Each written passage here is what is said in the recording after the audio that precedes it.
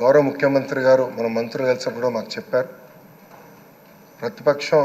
ప్రతిపక్ష హోదా లేకపోయినా, ప్రతిపక్ష ఇక్కడ ఈరోజు హౌస్కి రాకపోయినా మనమే ప్రతిపక్షం అనుకోవాలి, ప్రజల తరపున నిలబడాలి, ప్రజల తరపున పోరాడాలి, ప్రజల సమస్యలు తెలుసుకోవాలి, ప్రజలు కావాల్సిన చట్టాలు మనం తీసుకురావాలని చాలా స్పష్టంగా చెప్పారు.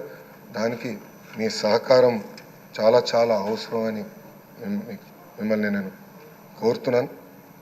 అయ్యనాథ్ పాత్రుడు గారిపైన ఎన్ని కేసులు పెట్టినా, ఎన్ని రకాలుగా హింసించినా ఆయన ఒకే మాట చెప్పేవారు, నేను తగ్గేదే లేదనేవారు. అహర్నిశలు పోరాడేవారు. గన్నవరం సభలో కూడా మీరు ఆనాడు వచ్చి మాట్లాడితే కూడా మరుసటి రోజు మీ పైన కేసు పెట్టి నాన్ బెయిలబుల్ వారెంట్ కూడా ఇష్యూ చేస్తాం చూసాం.